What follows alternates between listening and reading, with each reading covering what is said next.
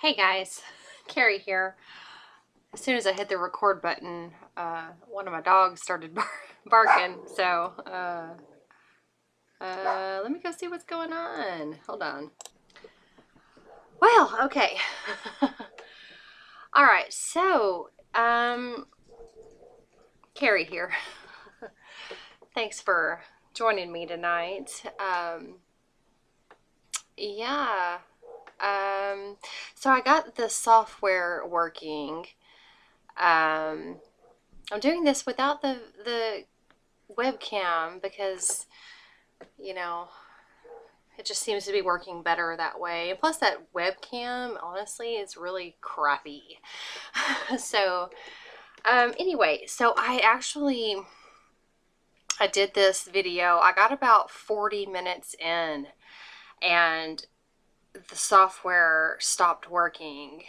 So I was almost done with it too. But yeah, 40 minutes in and it had an unexpected error and didn't save it. So here I go again.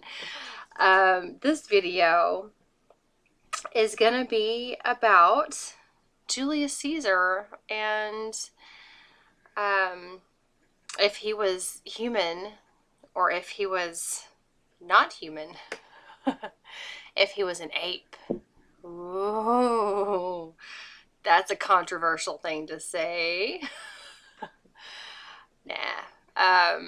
So yeah, this video might get a little lengthy, but I can't make a statement like that and ask a question like that without backing up what I'm saying. So, if you're watching this, you're probably pretty far down the rabbit hole. I really, at the beginning and before my actual awakening experience, I jumped in the rabbit hole head first. And so, yeah, I just went head first. Red pill. So I don't know how far you have gone down that rabbit hole, but some of this stuff might, kind of be out there that I say, but if it seems too out there, then this video might not be for you, but maybe it'll just plant some seeds that'll blossom into something beautiful later for you. Okay. So, with that being said, excuse me,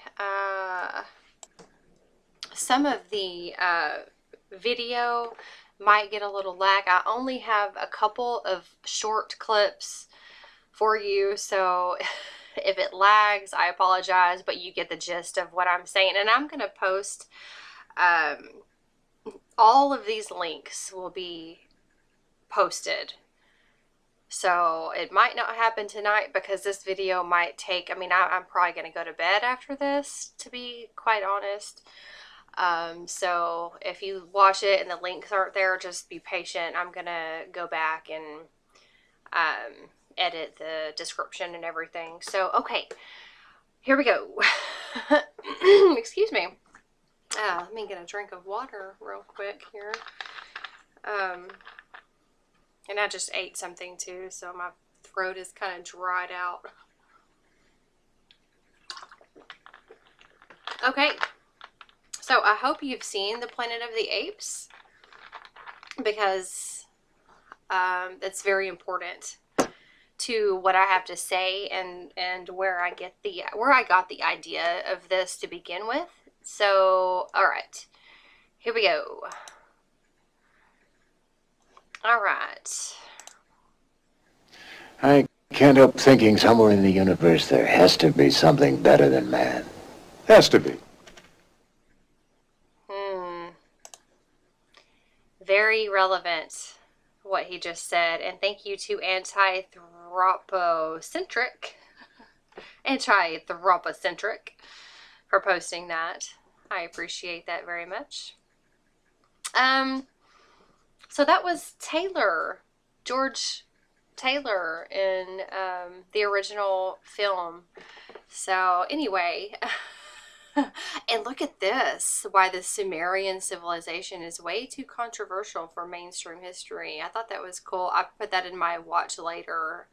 So I'm going to watch that later. But that doesn't look, looks more like animal-ish, doesn't it? Anyway.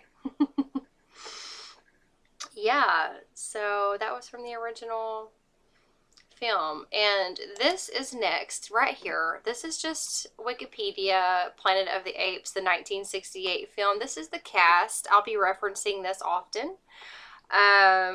So whenever you see something once, it's like, okay, well, maybe just a coincidence. Twice, it's like, okay, you kind of glance back. But when you see something 3 times, that is synchronicity that cannot be ignored. You should pay attention to it. So, okay, there are 3 standout obvious clues here in just in the names of the cast and the actors. So, Cornelius is one of them. Cornelia, I believe, is Julius Caesar's, was his wife. Also, let's see, which one? Julius. Okay, and then you have Caesar, the name Caesar himself, which is not in this film. That's the newer films. So I just wanted to bring that to y'all's attention there. Okay. Oh, and Lucius too. Lucius is.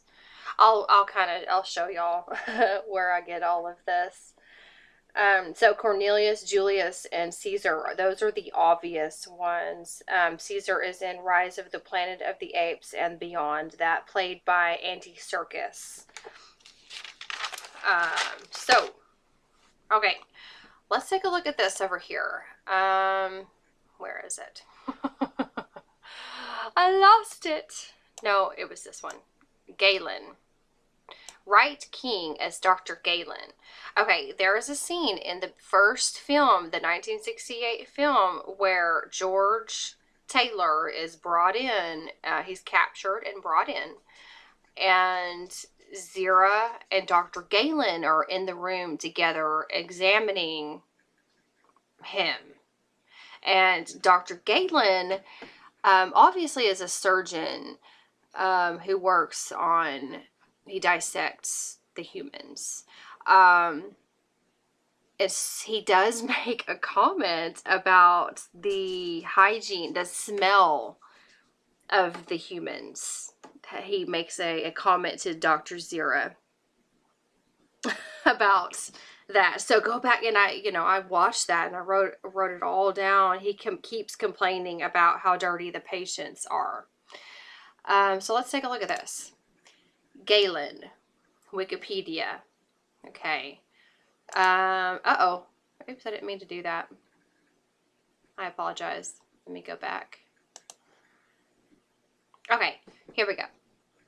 Okay, Aelius Galenus, or Claudius Galenus, often anglicized as Galen and better known as Galen of Pergamon, was a prominent Greek physician, surgeon, and philosopher in the Roman Empire. That's important. The Roman Empire. It's just as important as him being a surgeon.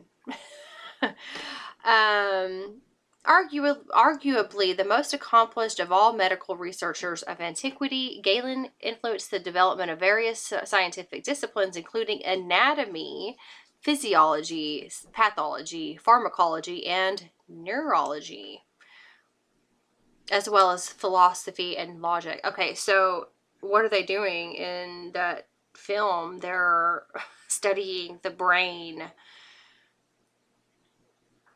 You see? Now I'm not going to read through all of this. Y'all can read through it yourself, but check this out. Galen's understanding of anatomy and medicine was principally influenced by the then current theory of humorism, blah, blah, blah, as advanced by ancient Greek physicians such as Hippocrates. His theories dominated and influenced Western medical science for more than 1,300 years. His anatomical reports based mainly on dissection of monkeys, especially the Barbary macaque and pigs, remained uncontested until 1543, when printed descriptions and illustrations of human dissections were published in the seminal work De Humani Corporis Fabrica by Andreas Vesalius, where Galen's physiological theory was accommodated to these new observations. Galen's theory of the physiology of the circulatory system endured until 1221, when blah, blah, blah, blah, blah. Okay.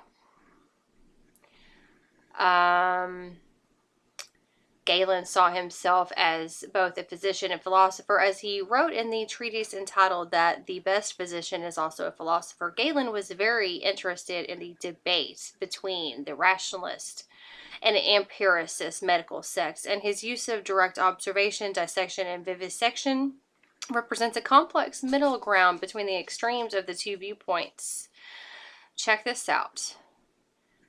Many of his works have been preserved and or translated from the original Greek, although, okay, so when they translate it, basically they can write whatever, and you know who they is, it's Team Dark. They can put whatever the hell they want. So, and then although many were destroyed, they were destroyed. Some credited to him are believed to be spurious. I'm not quite sure what that word means. Although there is some debate over the date of his death. He was no younger than 70 when he died. Okay, so they destroyed his works. Now, when I originally did this research a couple of months ago, I did read. It took me like 2 hours to read through all of this stuff. I did make notes of what I read. It says somewhere in here that that Galen learned the importance of diet and hygiene. It mentioned that hygiene. Okay, so I just thought that was very, very telling. Less than 1/3 of his writings still exist. There was a fire in 191 AD at the Temple of Peace, which destroyed 2/3 of his work. A fire. Someone went to the Temple of Peace and said, and burned it. So it doesn't sound very peaceful to me. But anyway, okay. On to the next. Still recording. We're looking good. Okay. If I can just stop being so long-winded. Okay, here's another short clip for y'all. Boop. See if we can get it to play. Okay. Boop.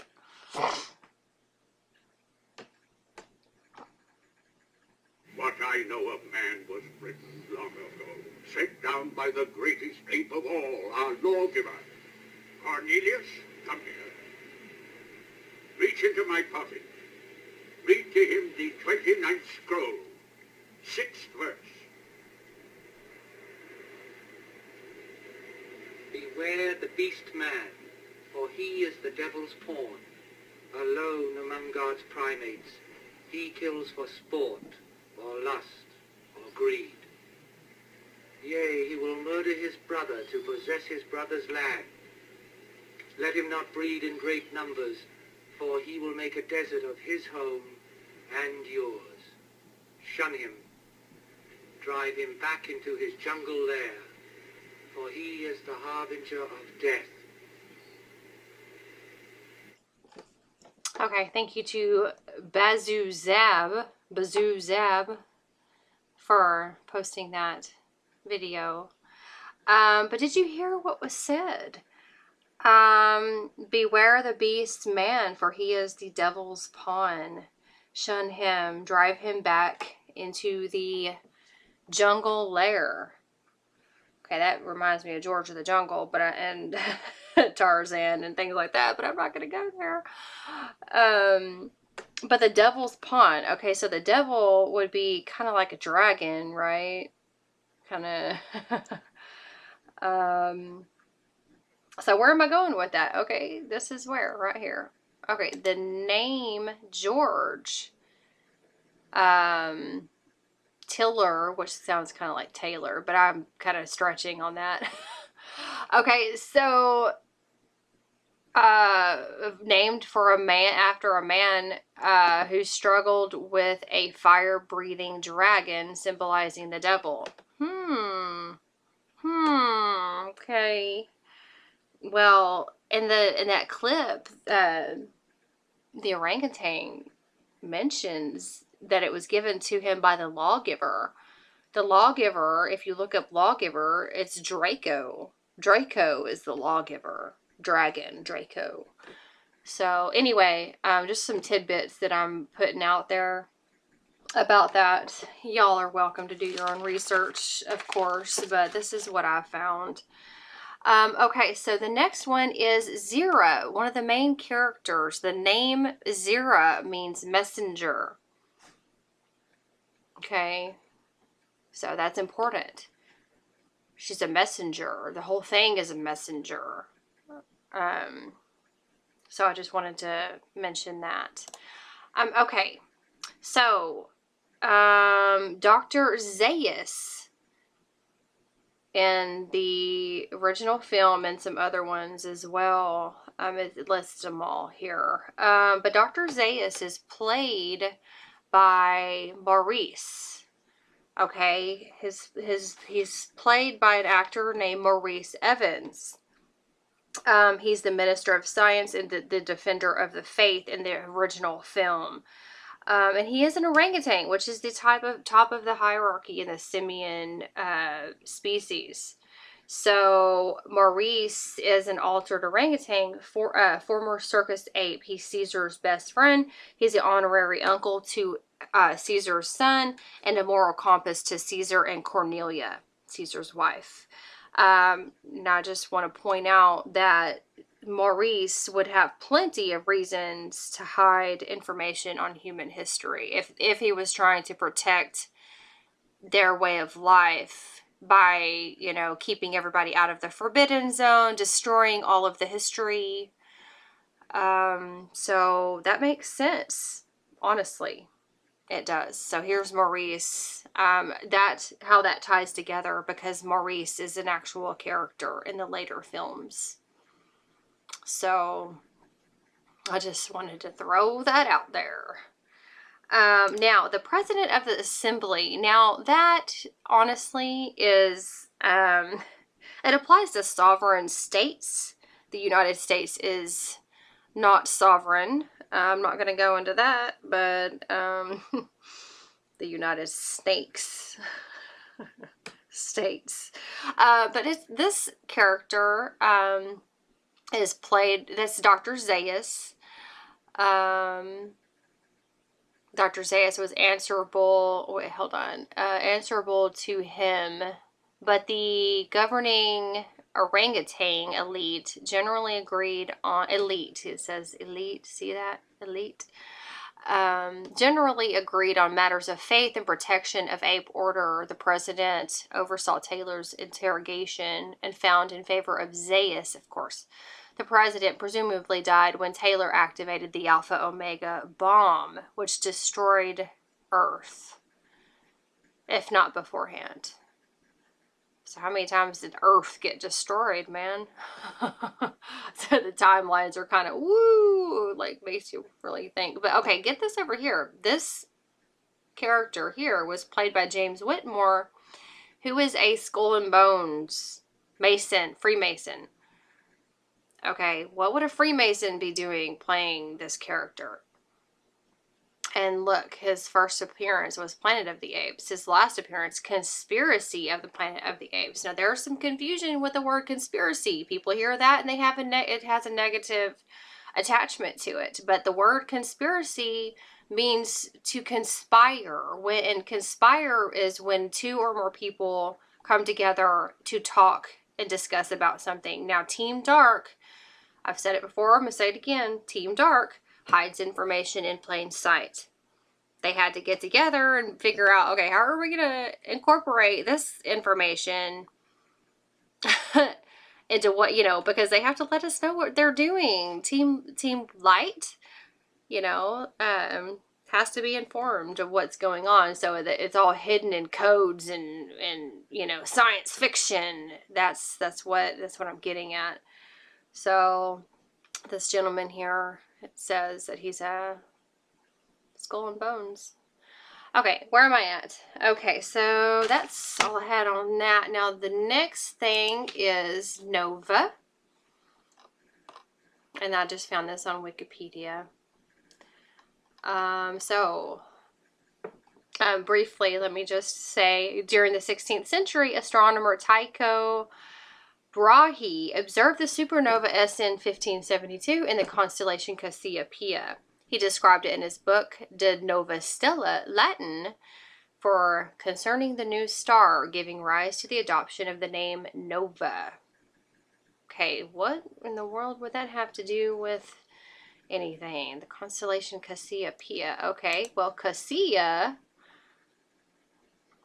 is a chimpanzee from Ape City, the sister of Zira and the mother of Lucius.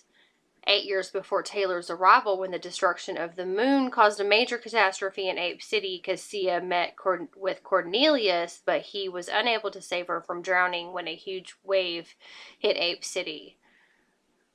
Okay, cataclysm obviously happened. There was something happened to the moon. And deluge, anyone? Can you say great flood? How many civilizations are under the ocean? You know what I mean? So this is some very clever shit. I mean, I gotta hand it to Team Dark. I mean, that's very clever. So okay. Was that all I wanted to say about that? Yes. Okay. So next is this one. This here. Sulla. Lucius, which we just heard about Lucius here. Lucius is the son of Cassia. Cornelius Sulla Felix. A Roman general and statesman. Okay. Well, it's noteworthy that, look at his nose. It's kind of ape-like. That's probably on purpose. Okay, anyway, so he was, whenever Julius Caesar was a teenager, they were rivals. And if you look at the timeline and the genealogy of all of these people, it gets very hard to follow. So I'm just kind of like, what? But let me also mention this. Okay, so, okay, the name Cinna, you've probably heard that before if you're a Hunger Games fan, is mentioned 18 times in this article. And this also, Plutarch, is mentioned 30 times. Whoa, and look at this one. The first mentioning of Plutarch is here. Sulla's life was habitually included in the ancient biographical collections of leading generals and politicians, originating in the biographical compendium of famous Romans published by Marcus Terentius Varro in Plutarch's Parallel Lives. Sulla is paired with the Spartan general and strategist Lysander. Now, I could go into some of that, but whoa. Hello. There's something really fucking weird going on here. Pardon my French. But, okay. Next, we have Maximus. Dr. Maximus in the film is played by Woodrow Parfrey. Now, once again, the name Maximus means the greatest, I believe. And in the simian species, The orangutan is the top of the hierarchy. So he is the commissioner for animal affairs. Oh, yeah, it means the greatest. Reminds me of that Sia song. I almost started singing it just a second ago. I won't do that to y'all. Okay, so I did look up a list of, I think that was really it that I wanted to mention, but it leads into this. Okay, so Maximus, I did, there's a long list of people named Maximus. One of them is Tiberius Claudius. He was a Roman general. Yeah, so that actually leads in, oh, he was also in Conspiracy of the Planet of the Apes. Oh, he played Galen's cousin. That's kind of weird. Okay, anyway. Woo, back over here. So, yeah, so I did a search, I think, for Forbidden Zone. I did a search for Maximus. That's what it was, and I came up with this. Okay, so there's a band called Manila Road. The album is The Circus Maximus, and the song is Forbidden Zone. I've traversed on my own to the Forbidden Zone, the place where all the others never dare to go, to reach beyond the norms, a fusion to all forms. Ooh, a fusion to all forms, that's important.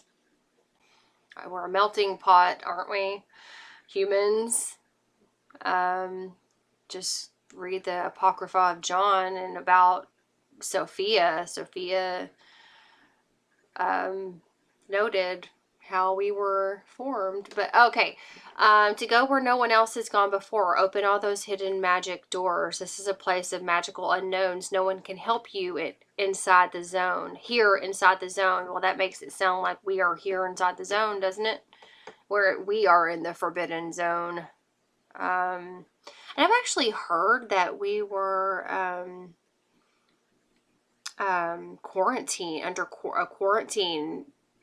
That, I mean, I heard that was lifted, but we were under quarantine, so that kind of makes sense.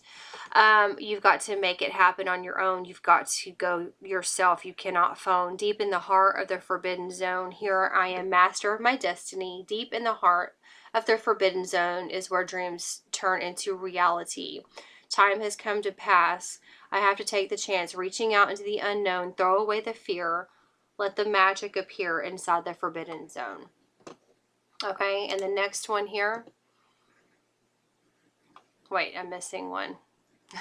Hold on, where'd it go? No. Manila Road, the Forbidden Zone. Okay, well, you know what? I must have closed it by accident. Oh, I did. Let me do this. Okay, bear with me.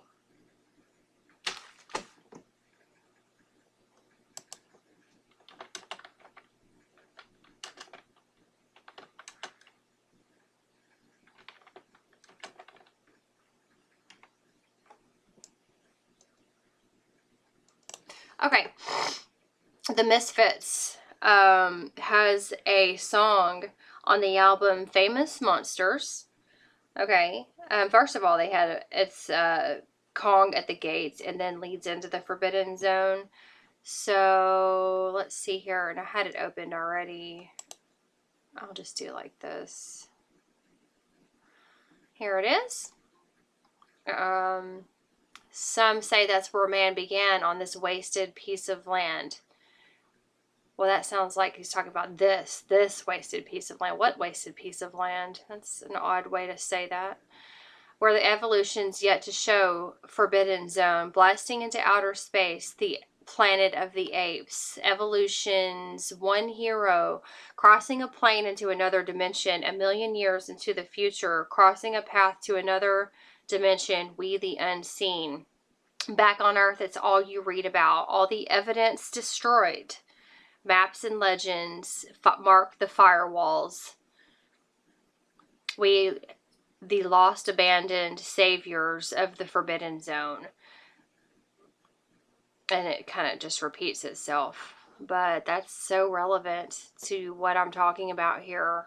And once again, I'll post links to this stuff. So, anyway, so back over here. If I can remember where I was. Okay. Julius, he was a big one, okay. He was played by Buck Cartelian in the original one and probably beyond. Oh no, just that one, I think.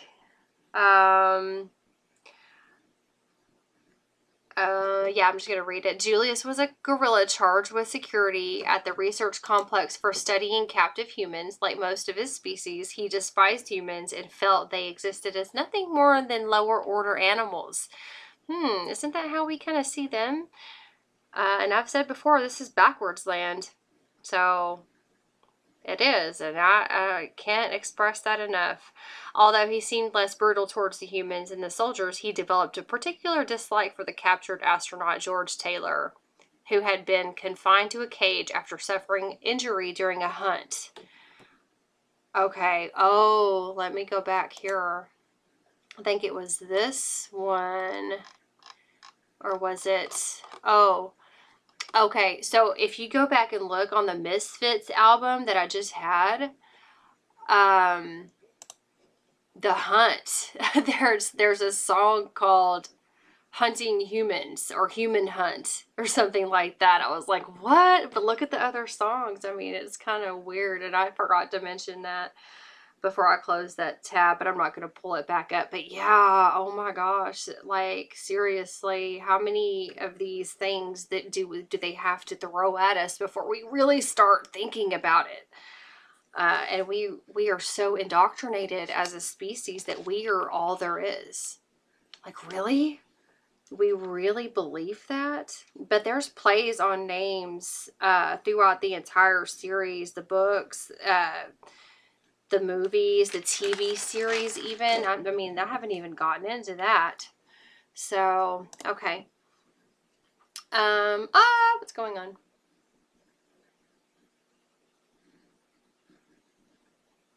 Okay, so the name Caesar itself is Latin. Bear with me, it's kind of messing up here. I got so many tabs open.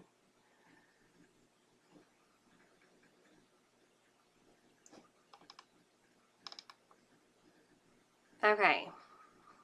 Oh, you can barely see that.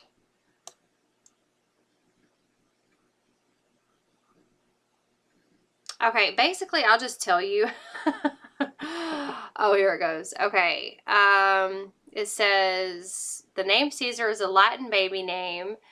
The family name of Roman dictator Gaius Julius Caesar, its origin is uncertain, but may come from Caesarus, meaning hair. A lot of these say it means long hair, or to cut, like to cut his hair maybe.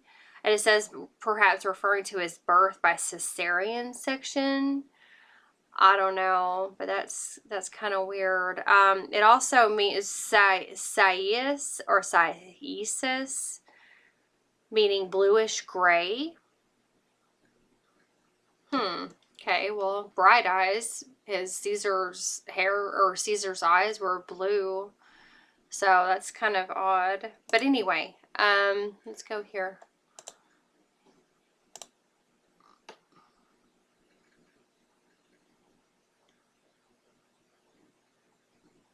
And we've got some lag going on here. Let me close some of these links.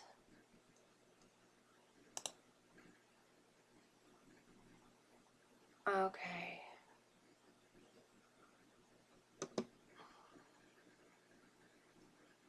I apologize. Okay, there we go. Okay, this is just Wikipedia. Julius Caesar. Now, what did I want to mention on this? Oh, his family. Okay, check this out. Caesar was born into a patrician family, the gens Julia, which claimed descent from Lulus, son of the legendary Trojan prince Aeneas, supposedly the son of the goddess Venus. Huh. The family originated from Alba Longa, 20 miles south of Rome. The cognomen Caesar originated, according to Pliny the Elder, with an ancestor who was born by cesarean section from the Latin verb to cut. The Historia Augusta suggests three alternative explanations: that the first Caesar had a thick head of hair, that he had bright eyes, or that he killed an elephant in battle. Caesar issued, that might be, all three of those are, possible. What do we know? Caesar issued coins featuring images of elephants, suggesting that he favored this interpretation of his name. Okay, so, yeah. How do you like them apples? So, it says right here, I mean, he's not human. I mean, if he was related to, I mean, it just makes me think about all of the, like, the tribes, the 12 tribes of Israel. They were different species, honestly. But anyway, okay. So let's go over here, and I think, oh yeah, this portrait here of him. Okay, there it is, and I'm almost done with this. Thank you so much for sticking with me. Okay, so this is a portrait of him, okay? Check this out, what it says. The portrait's facial features are consistent with those on coins struck in Caesar's last year, particularly on the denarii issued by Marcus Matius. The bust head is prolonged, forming a saddle shape, which was caused by Caesar's premature ossification of the sutures between the parietal bone and the temporal bone. The portrait also exhibits dolichocephalia. Let me try again. Dolichocephalia. Something like that. According to several scholars, the Tusculum portrait is the only extant portrait of Caesar made during his lifetime. Okay, well, what does that mean? Okay, so I'm going to tell you. Okay, so what that was saying is that his head was shaped like this.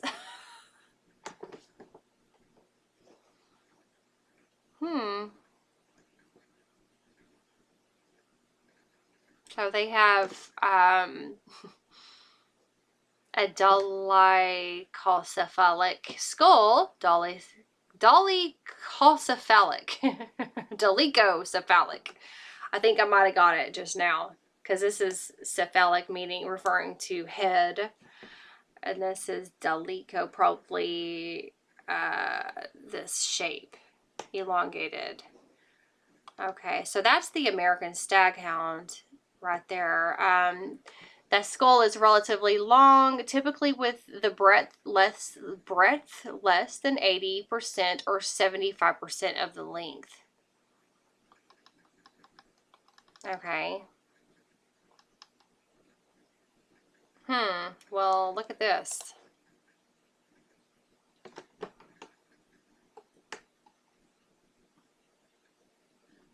So, I'm just saying, I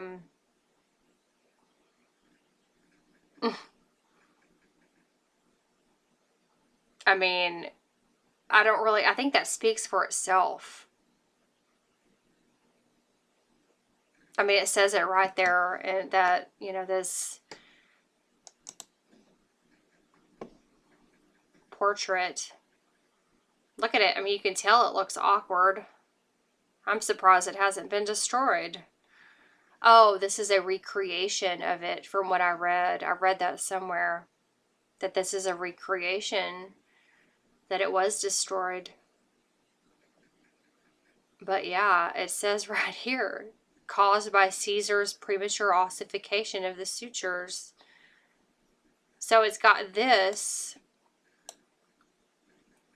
and then also exhibits the extent or the shape of his head being elongated in that way, like that.